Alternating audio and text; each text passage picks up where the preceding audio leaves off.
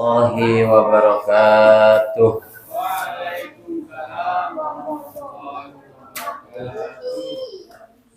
Alhamdulillah walhamdulillah summa alhamdulillah.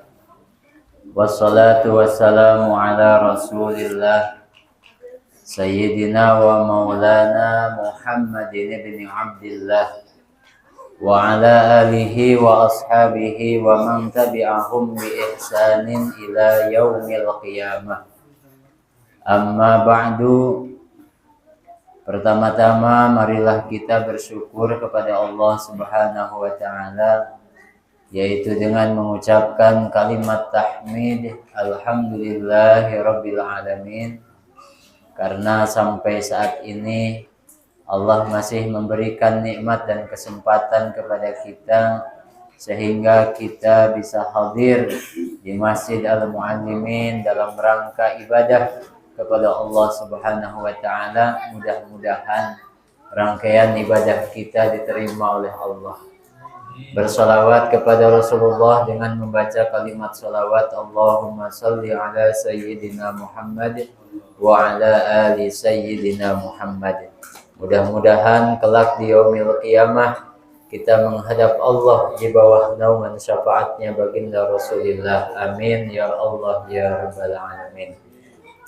Yang saya hormati para asatidz, para guru, para sepuh, para tokoh masyarakat, lebih khusus yang saya hormati Ketua DKM Masjid Al-Muallimin dan seluruh jajaran kepengurusan, dan tidak lupa hadirin hadirat, adik-adik yang sama-sama hadir pada malam hari ini. Kita memohon kepada Allah mudah-mudahan hadirnya kita di tempat yang mulia ini menjadi wasilah perantara kita mendapatkan ridho dan semakin barokah buat kita semua. Pada kesempatan malam yang berbahagia ini, insya Allah saya akan menyampaikan satu ayat Al-Quran, yaitu surah Al-Baqarah ayat 245. Qala Allah Ta'ala fi kitabihil karim, a'udzu billahi minasyaitonir rajim. Bismillahirrahmanirrahim. Man dzalladzi yuqridullaha qardan hasana fayudha'ifahu lahu ad'afan katsirah. Wallahu yaqbidu wa yabsutu wa ilaihi turja'un. Surah Al-Baqarah ayat 245 ini yang artinya kurang lebih, wallahu a'lam bimuradih, man dzalladzi yuqridullaha qardan hasana. Man dzalladzi yuqridullaha, barang siapa yang mau memberi pinjaman kepada Allah, qardon hasanan, dengan pinjaman yang baik. Jadi harus kita memberikan pinjaman kepada Allah Subhanahu wa taala, alias Allah Subhanahu wa taala meminjam sesuatu dari kita sebagai hambanya. Meskipun sebenarnya ini bahasa adalah kalimat perumpamaan. Barang siapa yang bersedekah, barang siapa yang memberi pinjaman kepada orang yang membutuhkan, itu sama seperti ia sedang meminjamkan hartanya kepada Allah Subhanahu wa ta'ala. Maka apa yang terjadi? Kata Allah di dalam kalimat berikutnya, fayudha'ifahu lahu ad'afan katsirah. Maka Allah akan melipat gandakan bayarannya. Jadi kalau kita meminjamkan harta kepada Sang Pencipta Allah Subhanahu wa taala, maka Allah akan membayarnya. Bahkan bayarannya itu akan dilipat gandakan oleh Allah kepada kita. Bahkan ad'afan katsirah, bukan 2 kali lipat lagi, melainkan dengan lipatan yang begitu banyak, bahkan tidak terhingga. Kalau kita minjemin uang kepada tetangga kita, Misalnya meminjamkan 1 juta. Boleh enggak kita mematok kembalian lebih dari 1 juta? Tidak boleh. Namanya adalah bunga alias riba. Itu namanya kelakuan rentenir alias lintah darat apa sawah. Kalau di kita kan pesawahan ini. Ya. Alias lintah darat itu tidak boleh, dilarang di dalam agama. Contoh misalnya saya meminjamkan 1 juta kepada ketua DKM. Kemudian di dalam akadnya itu Pak Ketua DKM dalam jangka waktu sekian hari harus mengembalikan pinjaman yang 1 juta tersebut plus kelebihannya yaitu 100.000.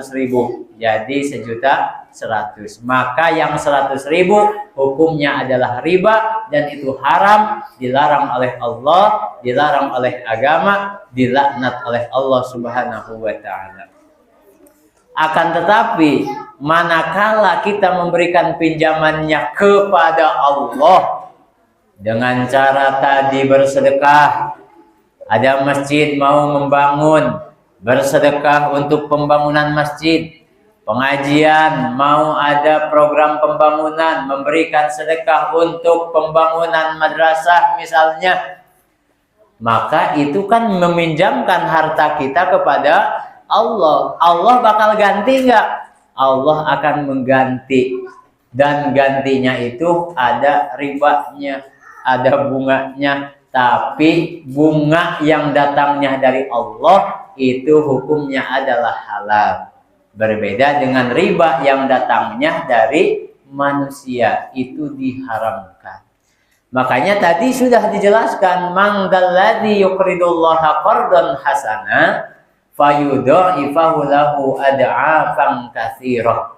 Siapa saja yang meminjamkan hartanya kepada Allah dengan cara zakat, dengan jalan sedekah, dengan jalan memberikan pinjaman kepada saudara kita yang membutuhkan, maka itu semua akan dibayar oleh Allah Subhanahu wa taala ad'afan katsirah. Pembayarannya akan dilipat gandakan dengan lipatan yang banyak, bahkan tidak terhingga, tidak terhitung oleh kita sebagai manusia.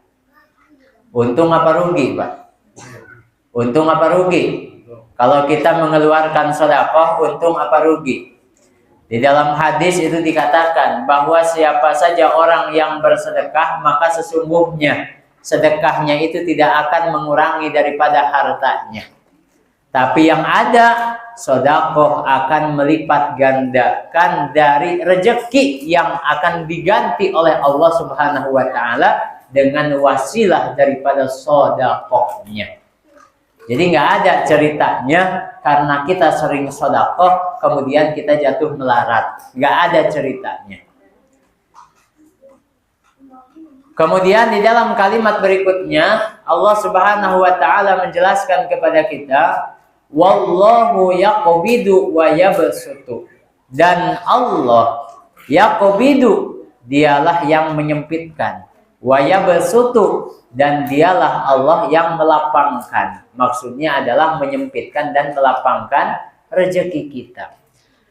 Artinya bahwa segala sesuatu yang kita miliki, segala sesuatu yang kita dapatkan, itu sebenarnya semuanya itu adalah dari Gusti Allah Subhanahu wa taala.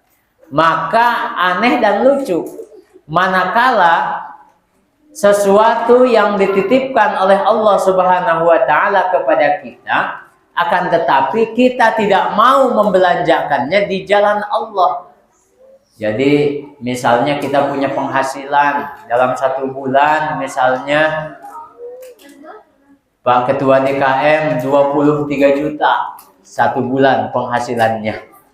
Nah itu semua datangnya dari Allah Subhanahu wa ta'ala. Sedangkan kita hanya bertugas untuk berikhtiar saja.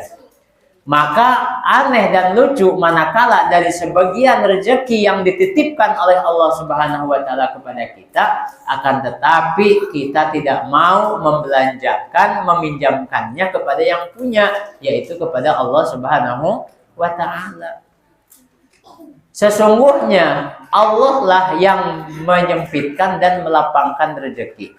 Dan kemudian setelah itu wa ilaihi turja'un, dan hanya kepadanya turja'una, kalian akan dikembalikan. Tuh. Jadi pada hakikatnya jangankan harta, jangankan benda, jangankan jabatan, diri kita sendiri pun adalah milik Allah. Yang mana suatu saat nanti cepat ataupun lambat kita akan turja'una, dikembalikan oleh Allah Subhanahu wa taala hanya kepadanya, yaitu kepada yang menciptakan kita. Nah, jadi hidup di dunia ini kita tidak boleh pelit-pelit. Kalaupun cuman adanya sedikit, maka tetap kita dianjurkan oleh Rasulullah untuk memberikan dari hal yang sedikit tersebut. Makanya Gus Baha itu pernah memberikan sebuah perumpamaan. Ya. Misalnya kata beliau, misalnya saya ini punya uang 100.000. Kemudian teman saya minta ditraktir jajan dengan harga 50.000. Maka insya Allah dengan tidak berat saya akan memberikan 50% dari harta yang saya punya pada saat itu adalah 100.000. Berarti 50.000. Tetapi manakala saya punya duit 1 miliar, 1 M, kata Gus Baha, kemudian ada teman saya membutuhkan uang dari saya yaitu 50%-nya. Maka pada saat itu kemungkinan besar, bukan kemungkinan lagi, sudah dipastikan saya tidak akan berani memberikan 50% dari harta saya yang 1 miliar. Karena 50%-nya berarti berapa? 500 juta. Artinya bohong, Pak. Kalau ada orang yang bersedekah, ia berbicara nanti kalau saya udah sukses baru saya sedekah. Kalau nanti saya udah kaya baru saya mau sedekah. Kalau nanti saya udah begini baru saya mau sedekah. Padahal yang dituntut oleh Allah dan Rasulnya bukan besarannya, akan tetapi berdasarkan sesuai dengan kemampuan kita. Bahkan Rasulullah menyatakan, sedekah yang dilakukan oleh orang yang pada saat itu dia sedang sempit, maka sesungguhnya sedekahnya itu lebih dicintai oleh Allah Subhanahu wa taala daripada sedekahnya orang yang pada saat itu sedang dalam keadaan lapang. Kenapa? Yang namanya lagi sempit, ya. Belum lagi di keluarga kita juga lagi membutuhkan, belum lagi buat biaya hidup kita. Akan tetapi disitulah Allah Subhanahu wa taala menguji dengan segala kesempitan yang sedang ada pada diri kita. Maukah kita mengeluarkan sedekah? Maukah kita membelanjakan dari jalan Allah Subhanahu wa taala atau tidak? Maka manakala kita dalam keadaan sempit tapi mampu menyisihkan sebagian rezeki yang kita miliki, maka sungguh sedekahnya itu lebih dicintai oleh Allah Subhanahu wa taala. Tuh, jadi untung, Pak, kalau meminjamkan benda atau harta kepada Allah itu untung, akan diganti dengan gantian yang berlipat ganda. Nah, jadi yang dimaksud dengan kita meminjamkan kepada Allah dengan pinjaman yang baik itu bisa diartikan sedekah, bisa diartikan menghutangkan kepada orang yang membutuhkan. Karena dua jalan ini pun termasuk dari kategori meminjamkan harta kepada Allah Subhanahu wa taala.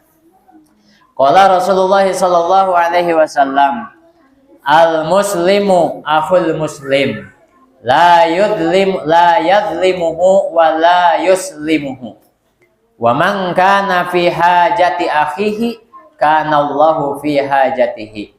Wa man farraja an muslimin farrajallahu anhu kurbatan min kurbi yaumil qiyamah. Wa man satara musliman satarahullahu yaumal qiyamah.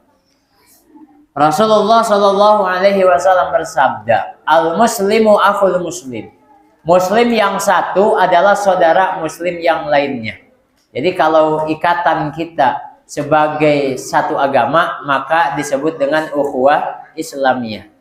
Kalau kita ikatannya yaitu misalnya kemanusiaan, itu namanya akhul basyariah atau ukhuwah basyariah.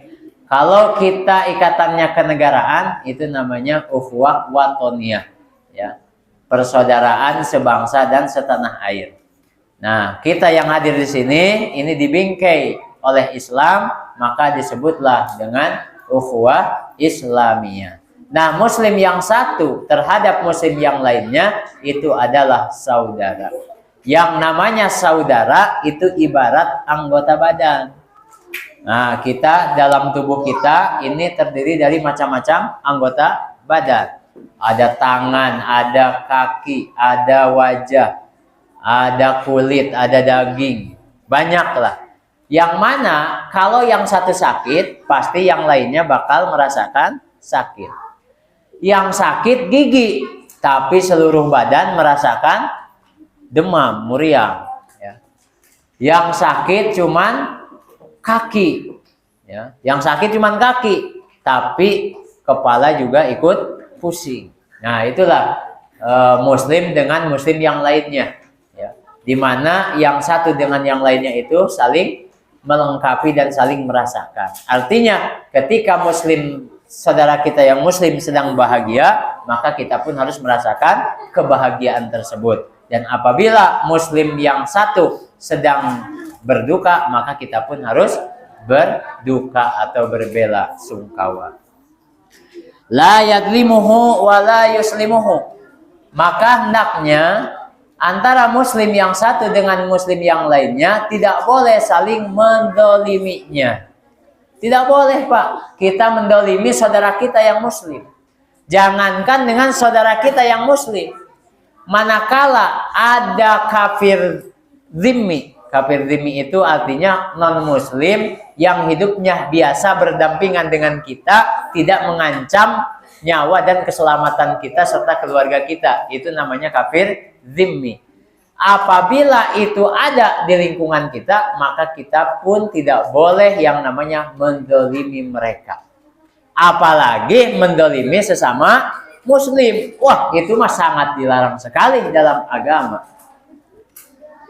Wala yuslimuhu, dan tidak boleh membiarkan ia diganggu oleh orang lain. Jadi kalau ada saudara kita yang muslim, tetangga kita yang muslim, diganggu keselamatannya, diganggu kehormatannya, diganggu kehidupannya oleh orang lain, maka kita tidak boleh membiarkan hal itu terjadi kepada saudara kita. Artinya apa?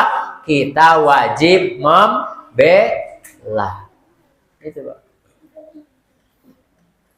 Kita wajib membela. Kemudian berikutnya, waman kana fi hajati akhihi kana Allahu fi hajatihi. Dan barang siapa yang menolong kebutuhan saudaranya, kana Allahu fi hajatihi, maka sesungguhnya Allah akan memenuhi kebutuhannya.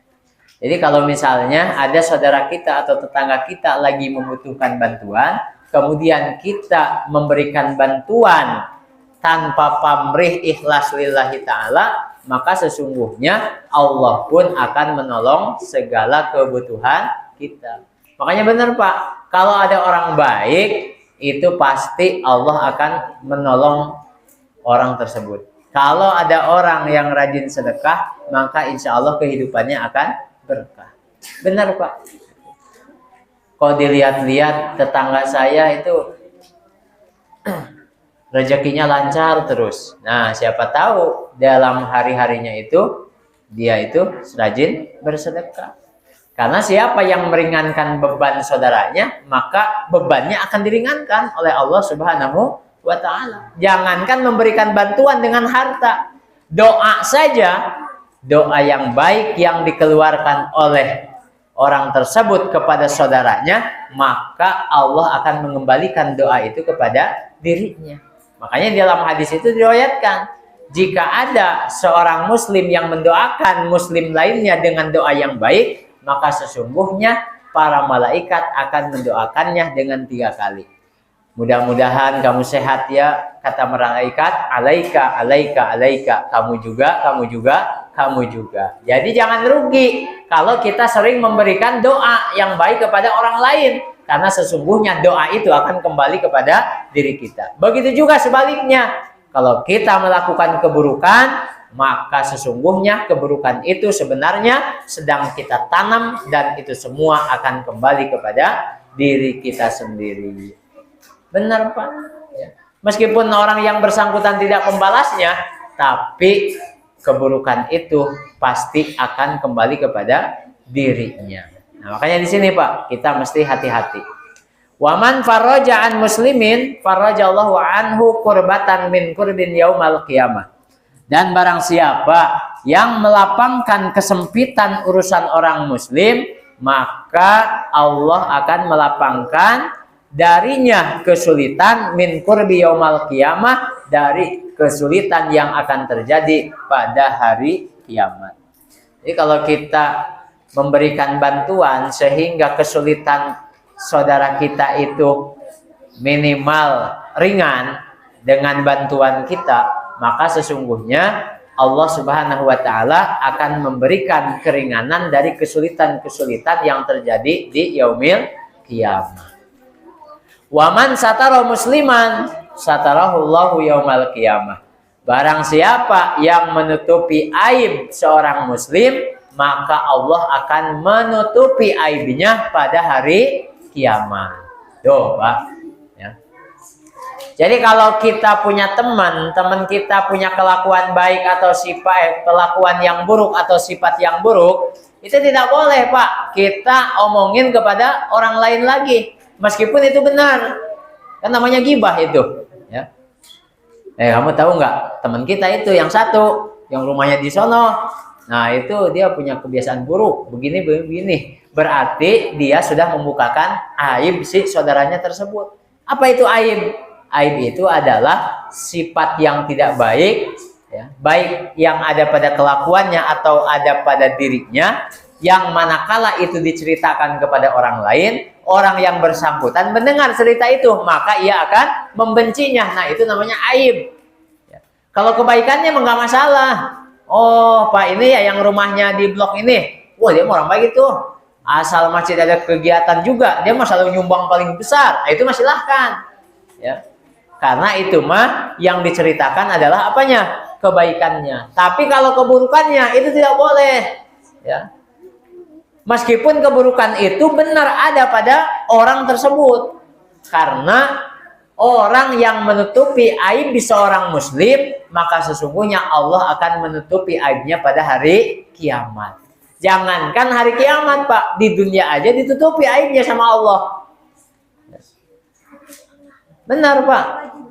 Ya. Makanya kita jangankan membuka aib orang lain, membuka aib diri sendiri itu aja tidak boleh. Ya. Kita semalam habis berbuat dosa, kita obrolin dosa kita kepada saudara kita, itu tidak boleh. Karena apa? Allah sudah menutupi aib kita. Boleh jadi Allah mengampuni aib yang kita lakukan di malam hari. Tapi tidak jadi Allah ampuni. Kenapa? Karena kita buka aib itu di siang hari kepada orang itu. Semalam saya udah begini. Ya. Nah, berarti kan bangga dengan dosa yang kita lakukan. Nah, diri sendiri aja kalau ditutupi aibnya, apalagi aib orang lain. Nah, maka di dunia aja aib kita akan ditutupi oleh Allah, dan apalagi nanti di akhirat ketika kita mempertanggungjawabkan segalanya di hadapan Allah, maka Allah pun akan menutupi segala aib dari diri kita. Nah, ini Bapak sekalian, ya, hadis yang berkaitan dengan perintah dari Rasulullah SAW agar supaya kita memiliki rasa peduli terhadap saudara-saudara kita. Kemudian qala Rasulullah sallallahu alaihi wasallam, as-shadaqatu taruddul bala'u wa tutawwilul umur. Sedekah itu taruddul bala'a, akan menolak bencana. Wa tutawwilul umur, dan sedekah itu menjadi wasilah akan dipanjangkan umur. Tuh, Pak. Jadi ada beberapa hal yang bisa merubah ketetapan Allah Subhanahu wa taala. Nah, di antara salah satunya adalah bersedekah. Boleh jadi di siang hari kita akan kecelakaan, tapi di pagi hari kita bersedekah ikhlas karena Allah, maka bisa jadi sodakohnya tersebut menjadi wasilah tidak terjadinya kecelakaan. Artinya apa? Allah mengubah daripada ketentuan dan kepastian dari orang yang bersedekah tersebut. Dan boleh jadi, Pak, ini bahasa hadis, boleh jadi umur kita dipanjangkan oleh Allah Subhanahu wa taala oleh karena kita rajin bersedekah. Kalaupun nggak dipanjangkan umur kita, artinya memang udah dipastikan ajalnya sampai di situ, tapi setidaknya kehidupan dan kematian kita itu membawa keberkahan.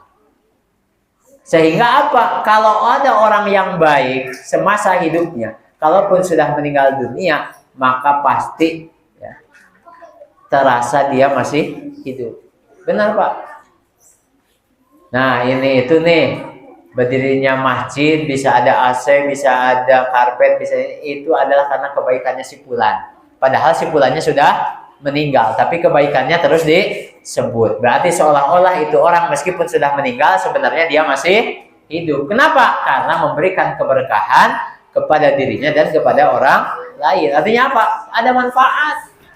Tapi ada juga, jangankan udah mati, masih hidup aja, kagak pernah itu orang disebut sama orang. Siapa namanya? Anu. Di mana rumahnya? Oh, emang ada? Kenapa? Karena selama hidupnya dia belum pernah memberikan manfaat kepada orang lain. Jangankan sudah matinya, hidupnya aja sudah dianggap mati. Nah ini, Pak, yang disebut dengan apa? As-sadaqatu tarudul bala wa tutawilul umur. Sedekah itu akan menolak dari balai dan bencana, dan sedekah itu akan menjadi wasilah dipanjangkan umur oleh Allah Subhanahu wa taala. Percaya nggak, Pak? Sedekah itu bisa membuat panjang umur. Percaya nggak? Percaya nggak? Wajib percaya, karena ini hadis, kabar dari Rasulullah Shallallahu Alaihi Wasallam. Makanya ada cerita. Ini ada cerita nih terakhir dah, ya, karena udah jam 7 lewat. Ada kisah, ya. Pada zaman Nabi Daud alaihissalam. Nabi Daud itu siapa? Seorang nabi yang menjadi ayahnya Nabi Sulaiman, ya. Itu kan Nabi Daud alaihissalam. Nah, Nabi Daud ini punya sahabat, Pak. Cuman di sini nggak disebutin siapa namanya. Nah, dikisahkan bahwa di zaman Nabi Daud alaihissalam, beliau itu punya sahabat. Artinya pendamping setia Nabi Daud. Kemana beliau dakwah, maka sahabat ini selalu ikut dan mendukungnya. Intinya sahabat setia dah, ya. Sahabat setia, besti, ibarat ketua DKM sama Mas Robi, dah pokoknya udah besti aja udah, ya. Kemana ada Padul, di situ ada Mas Robi. Benar itu, ya. Di mana ada Pak Agung, pasti ada siapa lagi nih? Nah, maka ceritanya Nabi Daud alaihissalam ini begitu bahagia dan senang sekali karena memiliki sahabat yang sangat setia, pendukung setia. Nah, maka suatu ketika turunlah malaikat Jibril mendatangi siapa? Kanjeng Nabi Daud alaihissalam. Nah, ternyata kedatangan malaikat Jibril ini ingin memberikan kabar. Kabarnya apa? Kata malaikat Jibril kepada Nabi Daud, "Wahai Nabi Allah, Daud alaihissalam, tolong sampaikan kepada teman kamu itu. Itu teman kamu 50 hari ke depan dia akan meninggal dunia." Waduh, bayangin tuh, ya. Jadi gak enak hati sebenarnya Nabi Daud. Kenapa? Karena disuruh nyampein pesan dari Allah melalui malaikat Jibril bahwa si temannya tersebut itu akan meninggal 50 hari ke depan. Berarti umurnya dari hari itu 50 hari lagi. Cuman nggak disebutin berapa tahun usianya dia pada saat itu. Intinya 50 hari kemudian ia akan datang ajalnya. Nah, akhirnya disampaikanlah oleh Nabi Daud kepada si sahabatnya tersebut. Nah, maka sebenarnya kaget. Nah, nggak kaget gimana, Pak? Kalau misalnya nih saya, ya, didatangi malaikat Jibril misalnya, ya, itu teman kamu, ya, ketua DKM itu nanti meninggalnya 50 hari lagi. Coba bayangin, Pak Ketua, saya sampaikan begitu kepada Pak Ketua. Kira-kira apa yang akan terjadi? Kagak enak makan, kagak enak tidur, ya. Kerja juga udah dah, harisan aja. Banyak mikir, bengong aja sampai kagak makan kagak tidur. Kenapa? Mikirin sebentar lagi akan mati. Tapi dia mah udah siap mati. Ya, kapanpun itu terjadi, siap. Kenapa? Karena hakikatnya kita ini dari yang tidak ada diadakan oleh Allah, maka suatu saat akan kembali tidak ada. Dan itu semua adalah ketentuan dan kepastian dari Allah. Cuman kan masalahnya kalau kita ya takut. Kenapa takut? Karena kita belum punya bekal untuk menghadapi yang namanya kematian. Karena dalam Islam yang namanya mati bukan akhir daripada segalanya, melainkan itu hanya persinggahan di mana suatu saat nanti kita akan diminta pertanggungjawaban di hadapan Allah Subhanahu wa taala. Ada dua balasan, surga dan neraka, kan begitu ya. Nah, maka digunakanlah waktu yang 50 hari itu untuk ibadah kepada Allah. Supaya apa? Supaya meninggalnya itu dalam keadaan husnul khotimah, diterima oleh Allah. Ibadah terus. Nah, singkat cerita, sampailah di hari yang ke-50. Maka ini sahabatnya Nabi Daud alaihissalam, dia ingin makan bersama Nabi Daud dengan terakhir kalinya. Nah, maka tidak dikabarkan dulu nih sama Nabi Daud, ya. Supaya apa? Dia sendiri yang bikin, ya, yang masak dia sendiri. Ya. Karena ini adalah hari perpisahan dengan sahabatnya, kekasih Allah yaitu Nabi Daud. Singkat cerita, selesai masak. Ya. Dibawa itu makanan di piring atau di pinggan atau dibungkus kalau zaman sekarang. Maka berangkatlah dari rumahnya menuju ke rumah Nabi Daud alaihissalam. Maka di tengah perjalanan ada seorang musafir. Itu musafir dilihat-lihat lagi megangin perut. Ya, sambil diusap-usap, sambil jidatnya menkerut. Itu berarti tandanya dia sedang lapar. Akhirnya dideketin sama si laki-laki atau si sahabat Nabi Daud tersebut. Ada apa wahai engkau gerangan? Maka si laki-laki tadi menjawab, si musafir tadi menjawab bahwa dia sedang dalam keadaan kelaparan. Maka disitulah dia berpikir, ini makanan sebenarnya untuk Nabi Daud alaihissalam, di mana hari ini adalah hari perpisahan. Tapi di sisi lain ini orang membutuhkan makanan tersebut. Nah, akhirnya dia kagak pikir panjang, langsung memberikan makanan tersebut kepada si musafir tersebut. Nah, makanya Pak, kalau kita mau berbuat baik itu jangan mikir-mikir. Kalau mau kebanyakan mikir biasanya kagak jadi. Benar, ada duit, ada kenceleng lewat, atau ada kotak amal keropak di depan, belum rokok, terus mikir, nanti, akhirnya kagak jadi. Nah, udah besok aja dah, besok insya Allah gedean dapatnya. Kagak jadi. Kenapa? Mau berbuat baik kebanyakan mikir. Tapi kalau kita mau berbuat dosa itu harus mikir panjang, gitu. Tapi kalau berbuat baik mah langsung, ya. Hari itu terbenak pengen berbuat baik, lakukan. Jangan mikir-mikir, takutnya kagak jadi. Nah, singkat cerita, akhirnya si sahabatnya Nabi Daud alaihissalam itu memberikan makanan yang disediakan untuk Nabi Daud, diberikan kepada si musafir tersebut. Nah, maka setelah diberikan kepada si musafir, maka ini sahabatnya Nabi Daud tidak jadi berkunjung ke rumah Nabi Daud. Kenapa? Karena makanannya sudah tidak ada. Diberikan kepada si musafir tadi. Pulanglah dia ke rumahnya. Maka kemudian menjelang maghrib atau selepas maghrib, Nabi Daud alaihissalam berkunjung ke rumah si sahabatnya tersebut. Kenapa? Khawatirnya udah meninggal. Kenapa? Karena maghrib itu batas akhir waktu dari hari ke-50 kematiannya si sahabatnya tersebut. Kan kalau hitungan hijriah mah bukan jam 00 Pak, tapi habis maghrib, datang waktu maghrib, maka disitulah pergantian tanggal, kan gitu ya, pergantian hari. Nah, aneh bin ajaib, kaget ini Nabi Daud, ternyata ini si sahabatnya yang udah dipanis sama Allah melalui berita dari malaikat Jibril bahwa hari ini akan meninggal dunia. Kok ini udah lebih dari maghrib kok nggak meninggal? Kan maghrib itu berarti udah hari ke-51. Ini gimana sih kabar dari Jibril? Bener apa kagak? Kalau bahasa kita seperti itu. Maka gak lama kemudian malaikat Jibril turun. Datang lagi kepada Nabi Daud mengabarkan. Apa kata Jibril? Wahai Nabi Daud, Allah Subhanahu wa taala memberikan bonus kepada si laki-laki tersebut, yaitu dipanjangkan umurnya selama 50 tahun karena ia tadi siang memberikan sodakoh berupa makanan kepada orang yang memang sedang kelaparan. Tuh, ini adalah pahala yang dijanjikan oleh Rasulullah SAW, dijanjikan oleh Allah Subhanahu wa Ta'ala bagi siapa saja orang yang mau menolong saudaranya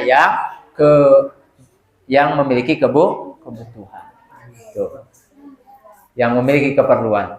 Nah, makanya benar kata Rasulullah SAW, as-sadaqatu tarudul bala wa tutawilul umur. Sodakoh itu bisa memadamkan atau menolak bencana, dan sodakoh itu bisa memanjangkan umur. Nah, inilah Bapak sekalian, keutamaan-keutamaan daripada kita memiliki kepedulian kepada saudara-saudara kita, yang salah satunya adalah kita memberikan sodakoh. Jadi dengan kita mengeluarkan sodakoh dari sebagian rezeki yang kita miliki, maka sesungguhnya itu adalah amalan yang mulia, dan Allah Rasulnya telah menjanjikan dengan pahala, keutamaan, keistimewaan, fadilah yang berlipat ganda. Mudah-mudahan ada manfaatnya. Insya Allah di pertemuan berikutnya yang akan datang, insya Allah kita akan membahas hadis-hadis yang berkaitan dengan keutamaan memberikan pinjaman kepada orang yang membutuhkan. Demikian yang saya sampaikan, kurang lebihnya mohon maaf. Billahi taufiq wal hidayah.